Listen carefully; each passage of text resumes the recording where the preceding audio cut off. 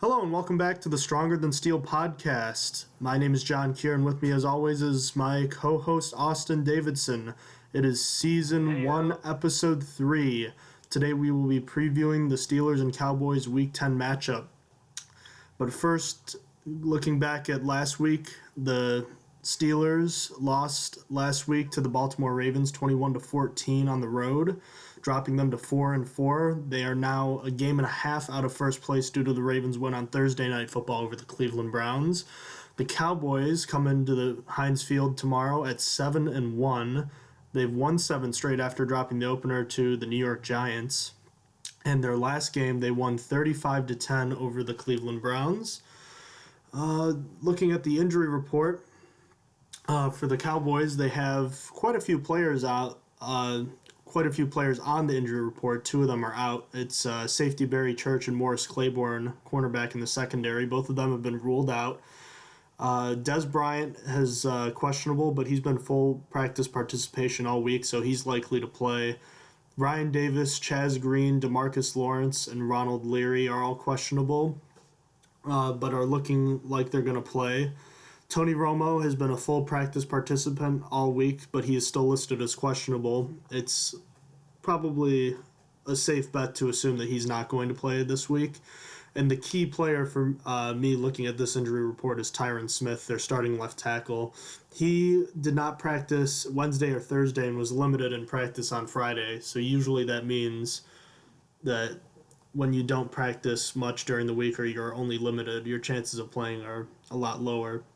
On the Steelers' end of things, the Steelers have safety Jordan Dangerfield ruled out, Darius Hayward-Bay at receiver ruled out. Also, Marcus Wheaton has been ruled out with his shoulder. D'Angelo Williams just recently underwent surgery on his knee, and he is out too. Ben Roethlisberger was a full participant in practice this week. He seems to be having no problems with his knee, so he'll probably play.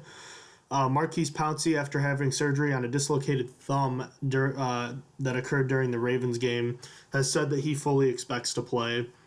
Sammy Coates with the finger was a full participant in practice on Thursday and Friday, so assuming he's probably going to play. Other key news and notes from both teams. Ladarius Green was actually just recently activated off the physically unable to perform list, so that starts a 21-day process. Well, actually, no, he was activated off of it. Never mind. So he's actually rejoined the team, and he could play as early as this week, actually.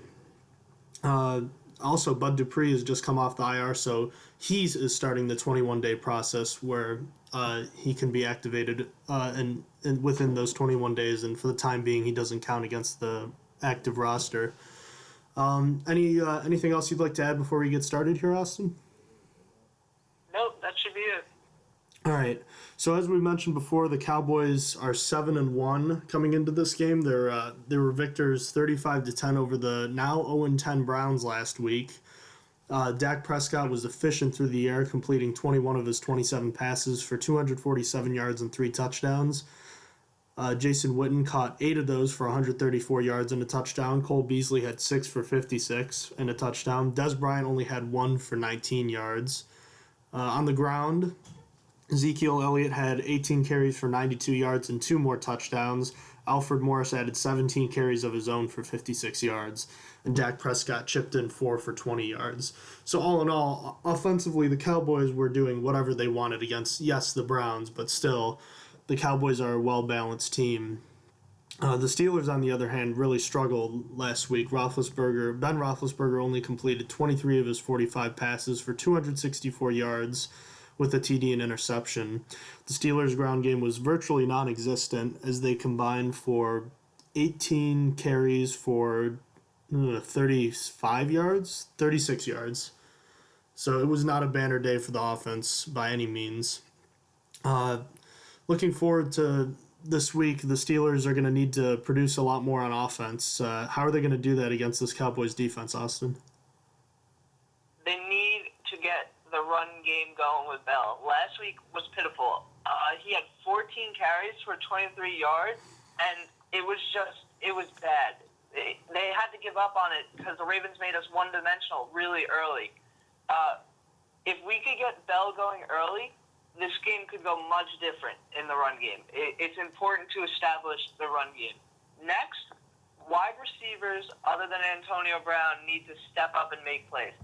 We saw once Eli Rogers got going in the fourth quarter of the Ravens game, it really opened things up. Also, Sammy Coates really needs to step up. With Marcus Wheaton and Darius Hayward-Bay out, and Sammy Coates coming off one of the worst games of his career, he was targeted 5 times, no catches, and dropped a beauty of a ball that would have been a touchdown. He really needs to show just something because it was just bad. Also, I'm looking for Kobe Hamilton to step up this game, who should see some more increased playing time due to the injuries. Also, the tight ends need to play better all around. Blocking hasn't been too great from them, especially Jesse James. I've been watching their blocking, and Jesse James has been really poor at it. But they were targeted 7 times against Baltimore and only came out with 4 catches between all of them, which is Johnson, Grimble, and James. Luckily, Ladarius Green, as you said, was activated off the PUP list and should see at least a little playing time this week just to get him going. My X factors for this week, I'm going with Eli Rogers again. I really want to see him open up the field earlier than the fourth quarter. I think he has the potential to be a really good number 2 receiver, which we might need in the future with Marcus Wheaton being on his contract year, but that's a whole nother conversation. But also my other X factor is Marquise Pouncey. It's because of his health. I really don't think he's 100%. I think he's forcing himself. But after getting his surgery on his thumb just about 5 days ago, on his snapping hand, well, we're just gonna have to watch and find out. Interesting. I actually didn't know that it was on his snapping hand. I was listening to an interview that he had yesterday. He seems pretty adamant that he's fine. So we'll see if he'll be able to be his usual self. So going into the game, what do you think the Steelers' game plan is going to have to be on the whole? Because the Cowboys are a ball control offense, and one that prides itself on running the football. How do you think the Steelers can make them get out of their game plan offensively, and how do you think that the Steelers' offense can contribute to that?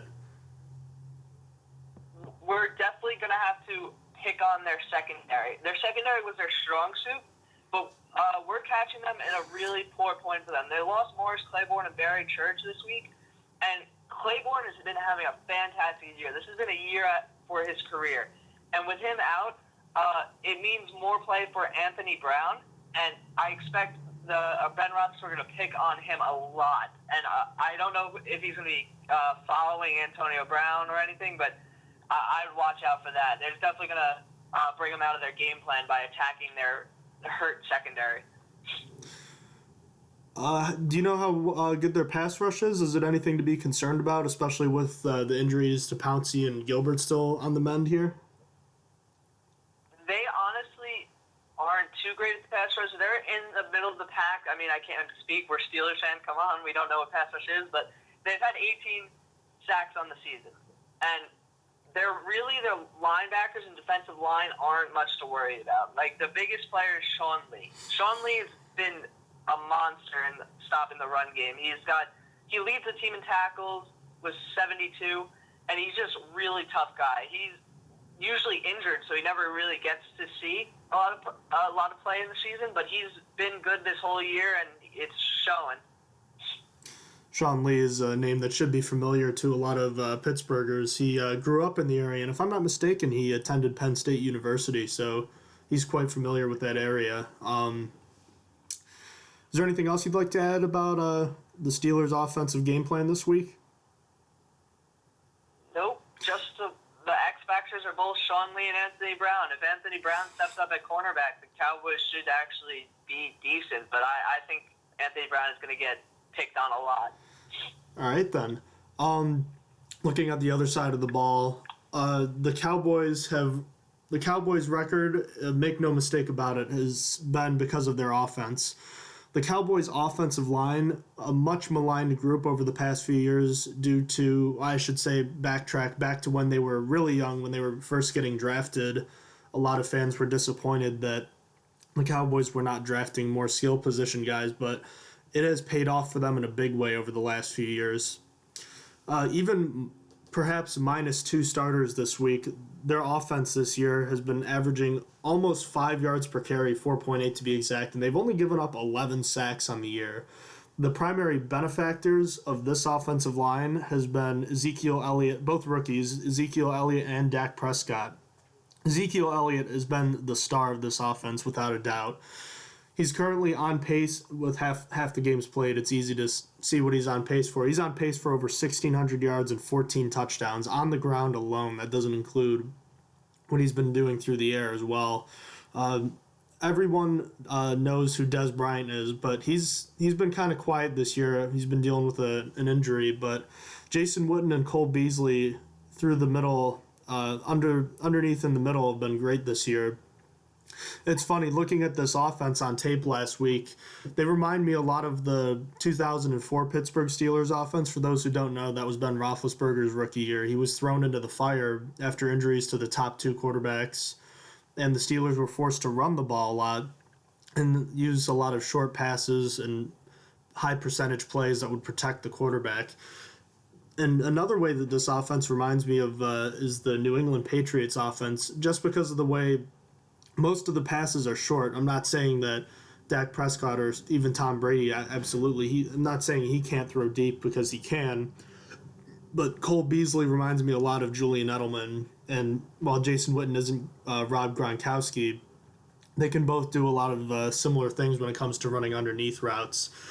Most of Dak Prescott's passes actually come from short and intermediate routes. He doesn't throw the ball deep very often. So as far as the keys go for this game for the Steelers, it absolutely has to be stopping the run.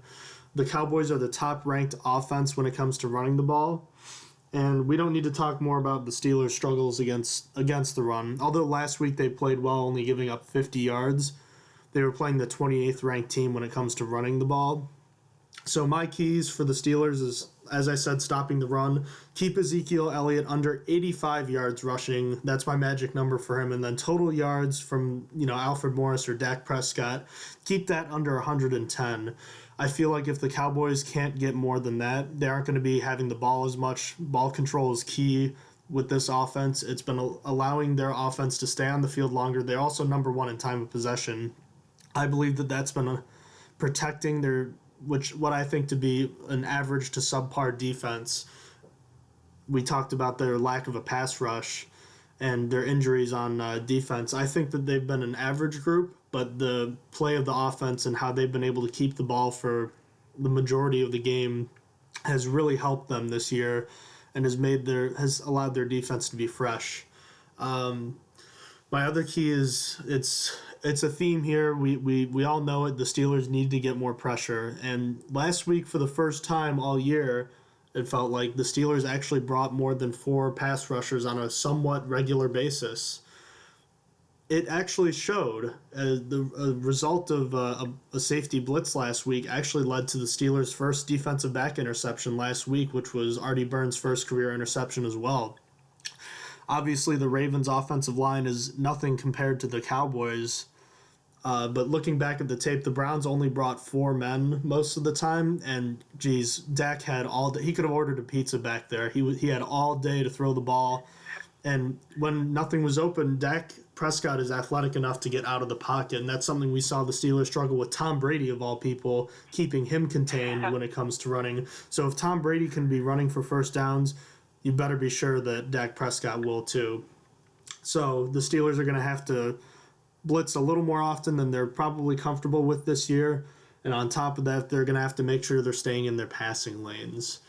Rushing lanes, my apologies. And then the final key I have is to get off the field on third down. This has been a kind of Jekyll and Hyde group when it comes to third down. In Steelers wins, the Steelers defense has been able to get off the field on third down, but in games like against New England, they were struggling to get off the field on third down. For a ball control offense, it needs a rhythm to keep it going. Usually, they aren't going to put together a bunch of big plays like the Ravens did, like the 95-yard touchdown pass to Mike Wallace last week. This is a team that scores most of the time on long 7 to 12 play drives, for instance. So when they can't get into a rhythm, they're not going to be able to score as much. So it's key.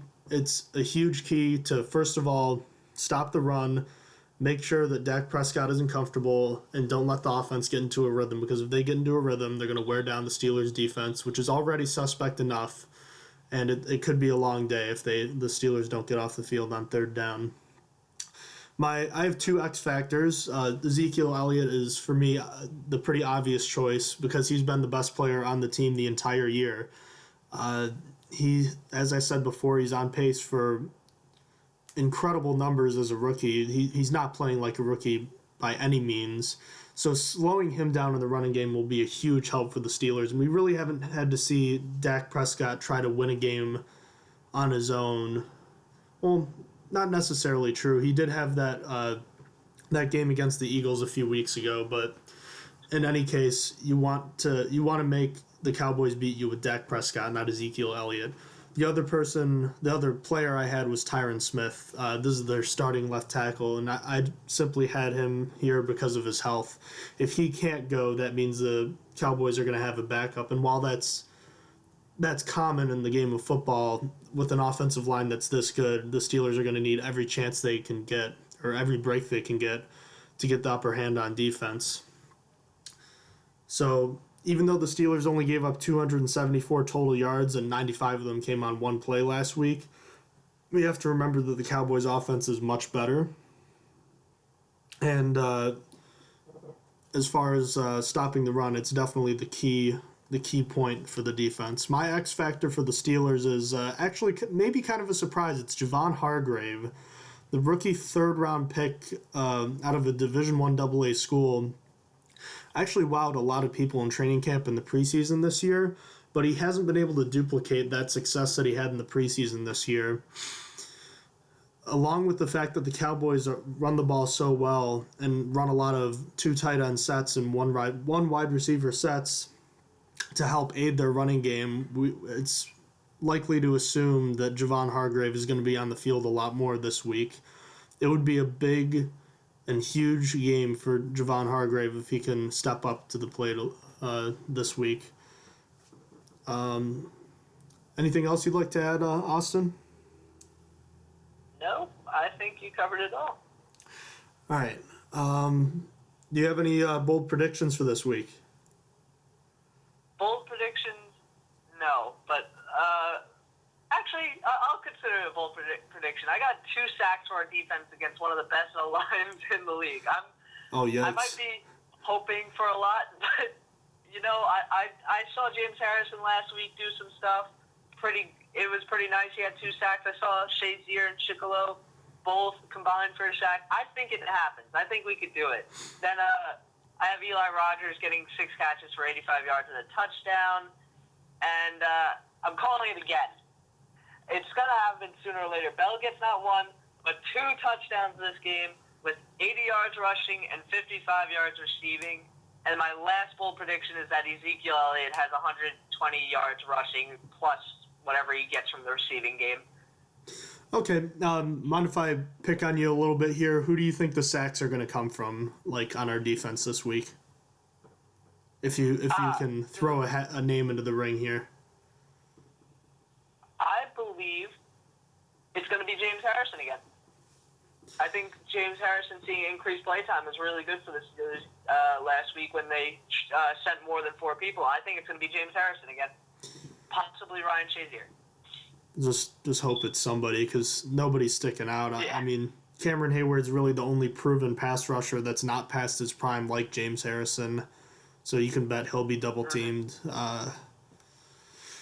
I, like you, have a bold prediction that Eli Rogers has a big game. I have a little bit different statistics. I had 7 catches for 110 yards and a touchdown. I think that he's going to make a surprise with a huge play. Maybe it's a touchdown, but I think he has a 30-yard catch at least, getting most of his yards there.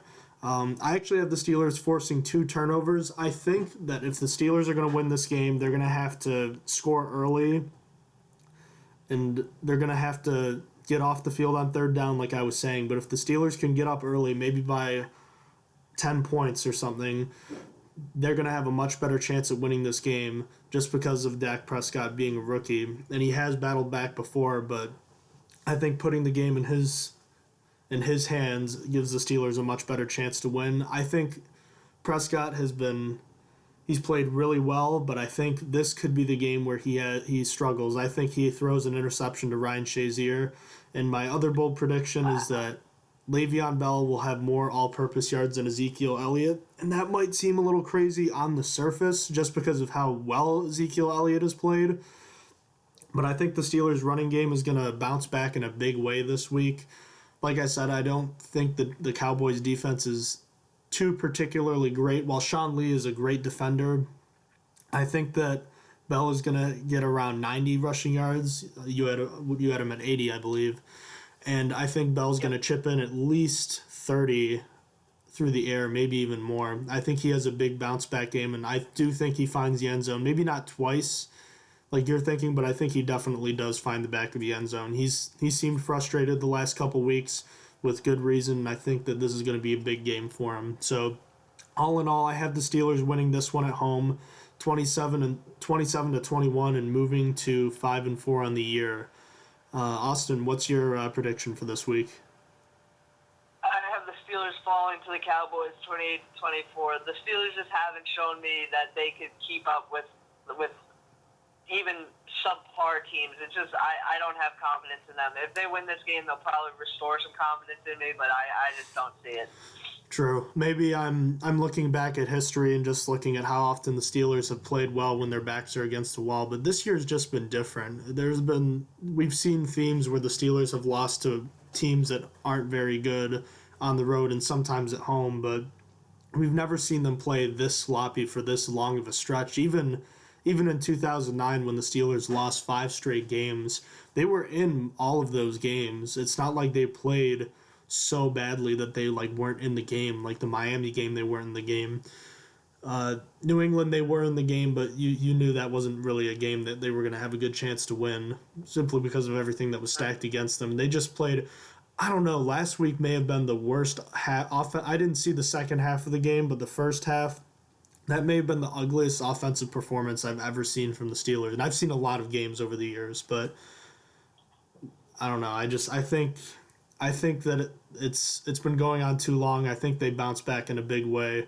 They get a nice win over a long, old-time NFC rival, and they get a little bit closer to the Ravens, but they have a big game next week against the Browns too. So that's it for me on this end. Is there anything else you'd like to add before we wrap this up? No, I think that's it, man. All right. Well, thank you for joining us today on the Stronger Than Steel podcast. If you have any questions or want to talk to us, please email the show at thestrongerthansteelpodcast@gmail.com. Follow us on Twitter at STSPodcast1. We have a Facebook page. Check us out. Stronger Than Steel is our name. And you can find us on YouTube and SoundCloud by searching The Stronger Than Steel.